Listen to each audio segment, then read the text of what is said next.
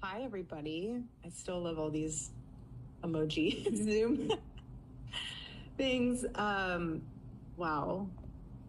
I don't even know where to begin. The fact that we were able to pull off an event of a century, like it's just insane. We had over 275,000 people that attended, and stadium overflow, Westgate, insane, you guys. And then you have, was it 100 million? You guys that heard the gospel and all about Charlie and all about everything that you guys do, and the hard work of Turning Point USA is insane. We had thousands that were registered to vote. I think we're at like over 200,000 for merch sales. Don't quote me on that because I think it just keeps like bumping up like crazy. But I just wanted to say a huge, huge, huge thank you to the events team, the development team, the graphic design team, the production team. It's just phenomenal. Their incredible work of leading into the memorial. And honestly, a lot of the staff that worked on the memorial, they had 20-hour days for a week during the time of us grieving the loss of my husband. And honestly, I know several staff that didn't even sleep. Again, you guys are breathing angels, and I'm so grateful for all of you. And obviously a huge thank you to the Mosaic team. VI, you guys are 10 out of 10. Like we have the most incredible team. We just do. And you guys know that, and you guys are all a part of that. And I am so, so thankful. And if you do have a moment and you run into any of those staff members that you know had a role in this, and that they put a lot of their time and effort into it, just say thank you. There's something really special to be seen in moments like this, and it's not easy. I'm speaking from experience. I'm right in the trenches with you guys. And so the fact that a simple thank you. I don't care if any of you have beef with each other from the past or have any issues with someone said something about this or that. Like, if you guys have any of that, please put it to rest. My husband's dead. Like, I'm not trying to be morbid, but he's dead. And it puts life into perspective of how short life is and relationships, and God puts people in your life for a reason, and it teaches you a lesson, it teaches them a lesson. So if you are going through a time where, just lay it to rest, and we are moving forward, Turning Point USA 2.0 with Charlie in our hearts, and that's what he would want. Yes, Charlie Kirk, you have learned a very valuable lesson in your passing than when you did when you was here on this earth. You learned a very valuable lesson in depth, as I said, than when you were alive. The same people you were riding against, the same people of color, melanated people that you were up against are some of the ones that are riding for you the most. Riding for you the most now that you're not here. Make that make sense.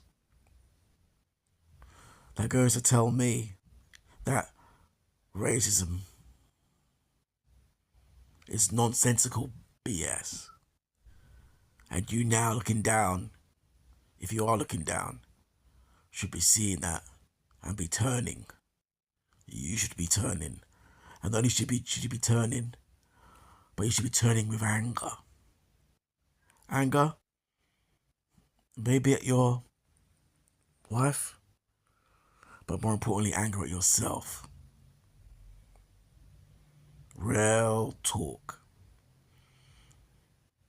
Because from what I'm seeing, Candice Owens, who may have her faults, or maybe have been critical about,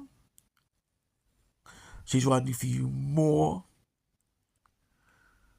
She's riding for you more than what your own wife is. Am I wrong? Am I right? In fact, no, wait. In fact, to be honest, she's been the most vocal about it.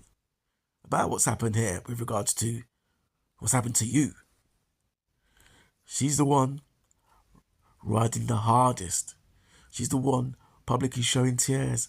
She's the one publicly coming out and putting things right as far as you're concerned, and with regards to the Turning Point movement.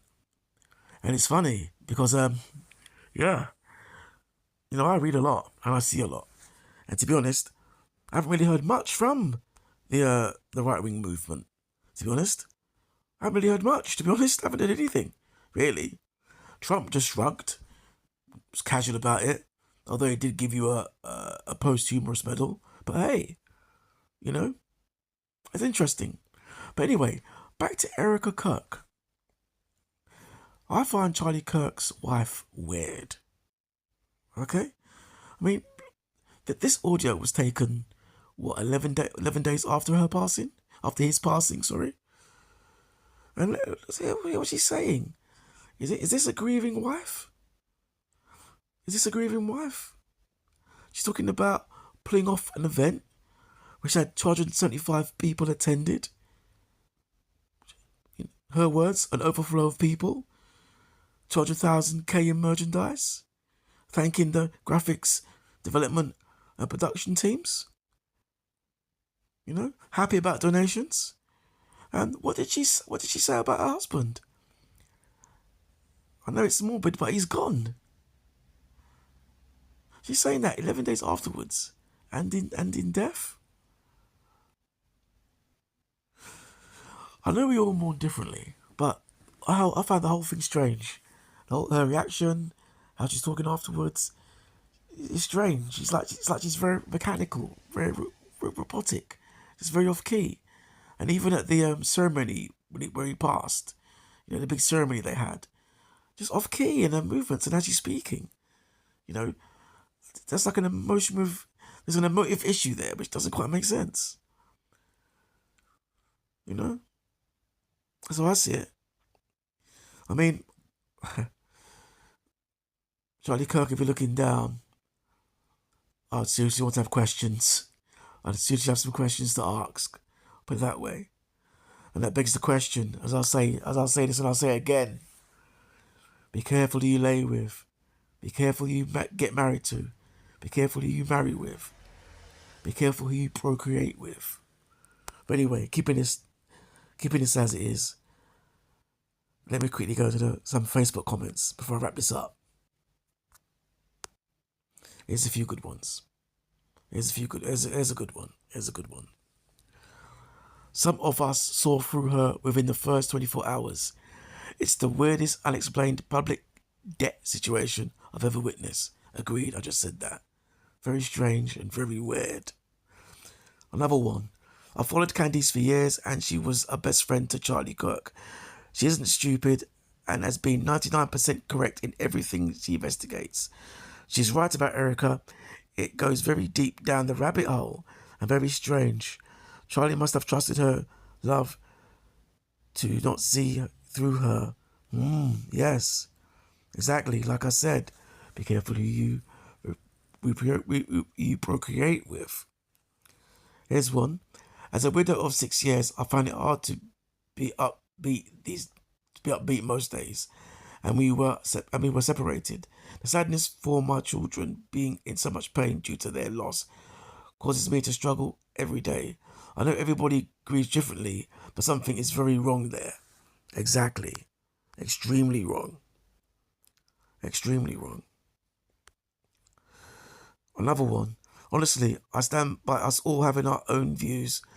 I also believe we all grieve differently, and no one can say that they would act a certain way unless in that position. But I've always been skeptical of Erika and Charlie, if I'm honest in many ways. Exactly. Here's a few before I wrap this up. She's performative, all of it is. Yes, exactly. Again, very mechanical. Like I said, very robotic. Okay, so he's either one, faked his death, so he isn't really dead, or two, she didn't like him anyway. Yeah, it's a good one. And finally, She was in on it. I grieved football losses longer than she did losing her husband. Exactly. Something fishy's gone on there. Very fishy. But anyway, yeah, it is what it is. Yeah. Here's one final one. She sounds like a sales manager rewarding her team for surpassing the quota. Oh dear.